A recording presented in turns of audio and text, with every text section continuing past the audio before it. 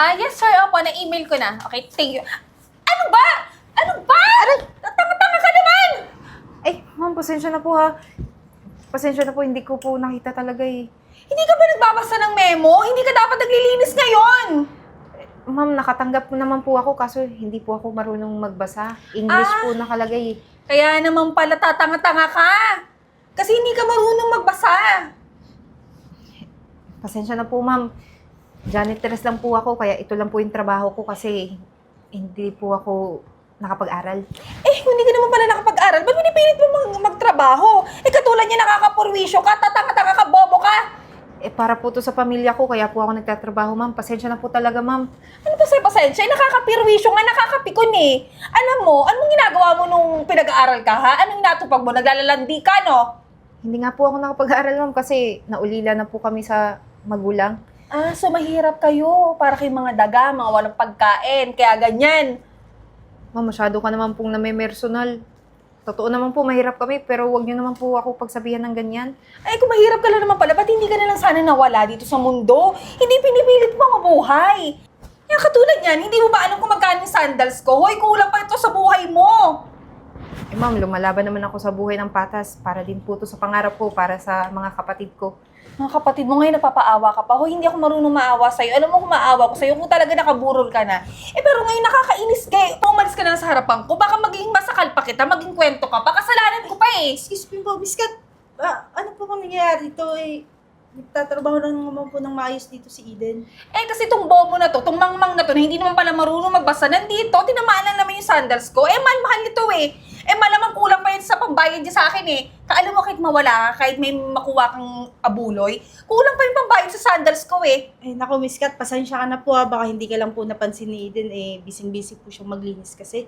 Hayaan mo na po. Ako na pong bahala kay Eden, pagsasabihan ko na lang. Hoy, wag mo ako pinangangatwiran na busy lang siya dahil talagang bobo lang siya tanga yan eh. Palibasa hindi ka marunong magbasa.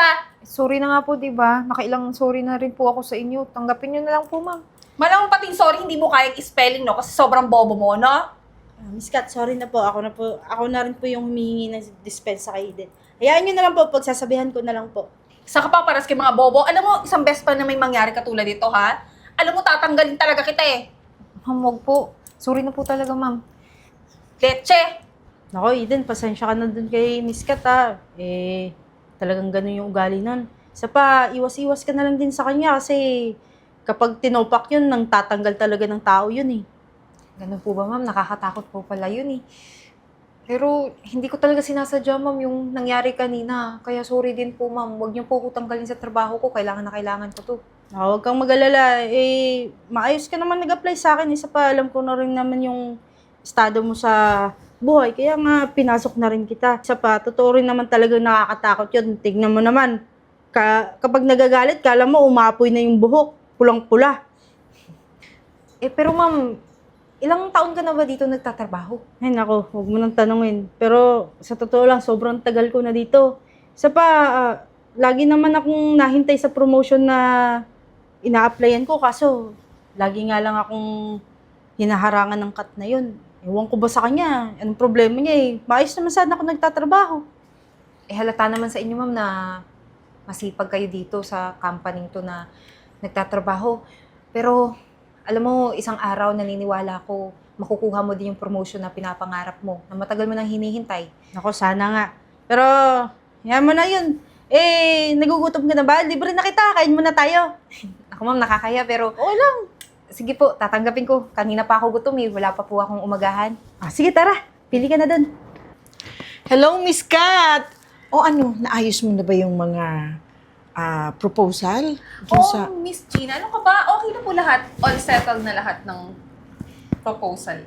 Sure ka, ha? Kasi medyo nininervyos ako. Alam mo bang napakalaki nitong investor natin ngayon. And for sure, maglalagay yun ng nasa 100 million dito sa kumpanya natin. Ano Miss Gina, huwag ka nang kabahan. Alam mo naman, pag ako humahawak ng mga gantong dapat lakarin, nagiging okay naman. Kaya huwag na kang kabahan.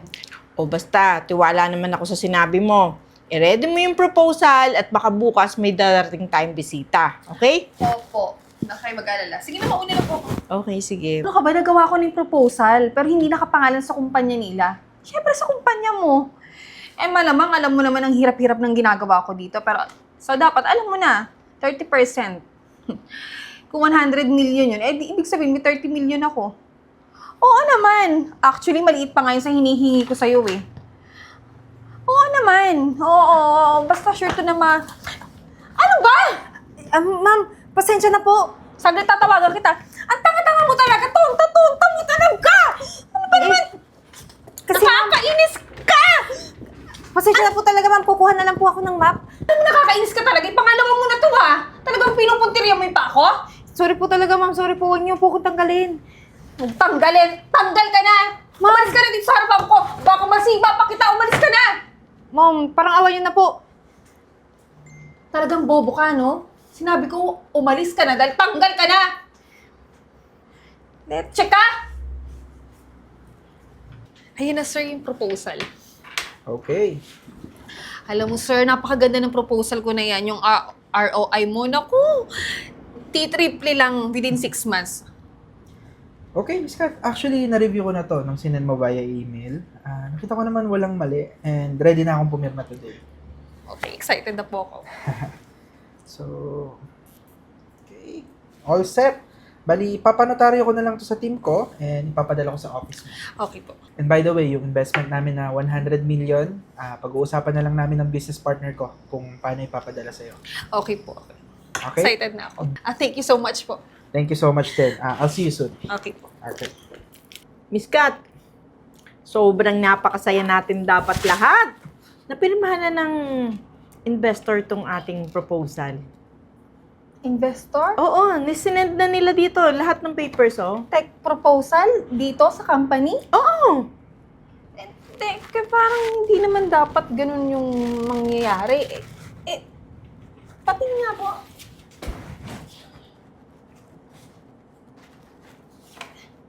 Bakit ganito?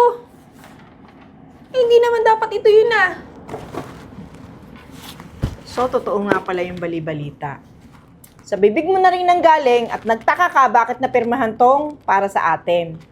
Nakikipag-usap ka sa ibang competitor. Ayan talaga ang totoong nababasa ko dyan sa mga kilos mo. Nagkamali ka, no? Teka lang, hindi naman po ganun. Nagkakamali din kayo, pero sumasakit yung ulo ko, hindi ko mag-gets. Bakit ganun? Bakit yan? Hindi ikaw pwedeng magkamali. Dahil mismo yung amo natin, yung boss natin ang nakahuli sa'yo. Na nakikipag-usap ka sa ibang competitor. Amo? Bagong amo? Ano yun? Kailan yun? Paano nangyari yun? Bakit? Hindi mo alam na may bago tayong amo? Sino ba yung bagong CEO na yan? Ay, Miss Kat! Ako ang bagong CEO dito. Ma'am, upo po kayo, ma'am. May iwan ko na po kayo.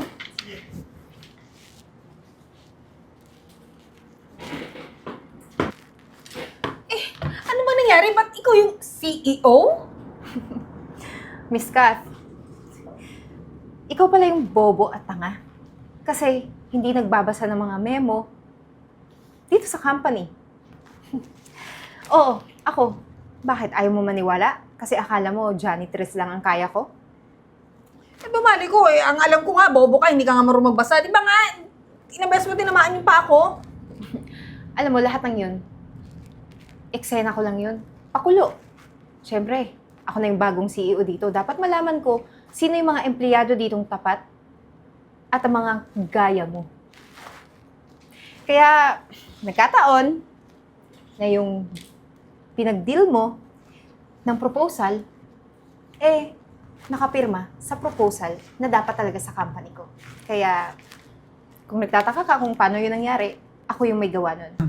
Miss Eden, magandang araw. Bali, napirmahan ko na yung proposal na sinend ng tao mo na si Miss Kat. Nagustuhan mo ba yung proposal na binigay niya? Yes. Napakaganda.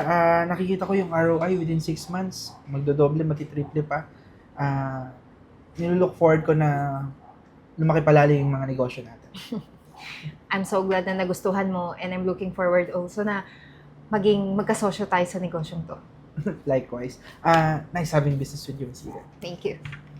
Ngayon, dahil takot yung mga competitors na kinausap mo, kumanta sila sa akin. At dahil doon, magsasampa ako ng kaso laban sa'yo.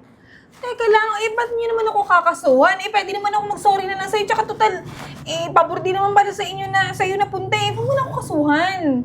Lahat dinadaan ko sa malinis na proseso. Yung sorry sinasabi mo, akala mo sapat yun? Paano lang kung nagkataon na nangyari yun? Di lahat ng investors ko, pati tong company ko, mawawala ng parang bula. Kaya, magkakaso ako sa'yo para idaan sa tamang proseso. At batas ng bahala sa'yo. Paano ba? Ano po ba? Ma'am. Miss Kat, wala ka nang dapat pang ibang gawin, kundi kunin mo na lahat ng gamit mo at hintayin mo na lang yung subpoena para sa'yo. Kasi kung magmamatigas ka, handa akong tumawag ng pulis para kalad ka rin ka, diretso sa presinto.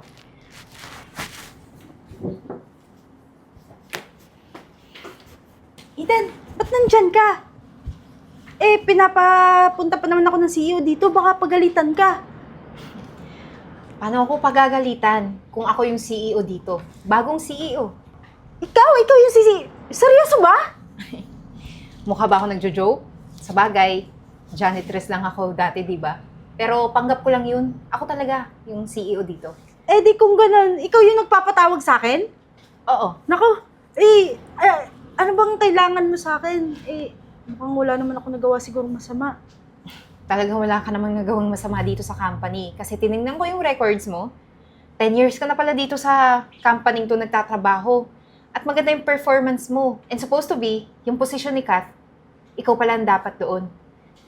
Oo nga kaso yun na nga yung sinabi ko sa'yo, di ba? Wala naman ako magawa, siya yung pinakamataas sa akin. Huwag kang mag-alala. Kasi wala nang haharang sa pangarap mo ma-promote dito. Kasi sa akin mismo manggagaling. Na-promote ka na bilang manager. Nako, totoo ba yung naririnig ko? Parang ang tagal-tagal ko na itong hinintay Pinagdadasal ko talaga na kahit papano ma-promote naman din ako. Ito na yung sagot sa mga dasal mo. Kaya congratulations, Miss Yvette. Nako, thank you talaga, Miss Eden Walang anuman. So effectively today, ikaw na yung bagong manager. Kasi si Miss Kat, wala na. Thank you, Miss Eden. Nako, gagalingan ko po. Magtiwala po kayo sa akin. Lahat gagawin ko para bumilib din kayo sa akin. Umaasa ako dyan. O siya, sige na, back to work na. Thank you po. Miss Eden, baka pwede niyo na po i-atras yung kaso. Alam mo, Kath, hindi ko kayang i-atras yung kaso Kasi, yung ginawa mo, krimen yun. Hindi yun mapapatawad ng ganun-ganun lang. Kaya pagbayaran mo anong ginawa mo sa company ko. Alam mo, pinagbabayaran ko naman Di ba ka ba kontento nun? Baka pwede na i-atras to. Ilang taon na rin ako nandito Nakakapagod dito. Ayoko dito. Makukontento lang ako kung matatapos mo yung sentensya mo dito. Yun lang. Magiging masaya na ako. Kaya ngayon, pinapanood lang kita dito. Tinitingnan ko kung paano magdusa ang isang Kath na magnanakaw sa sarili kong kumpanya. Ganon. Alam mo, matatapos na rin naman tong sentensya ko na sinasabi mo Pero alam mo, pag ako nakalabas dito, ikaw ang una kong hahanapin. Hindi mo yung magagawa. Alam mo kung bakit? Ipapakulong pa kita ulit kung gagawin mo yun. Eden!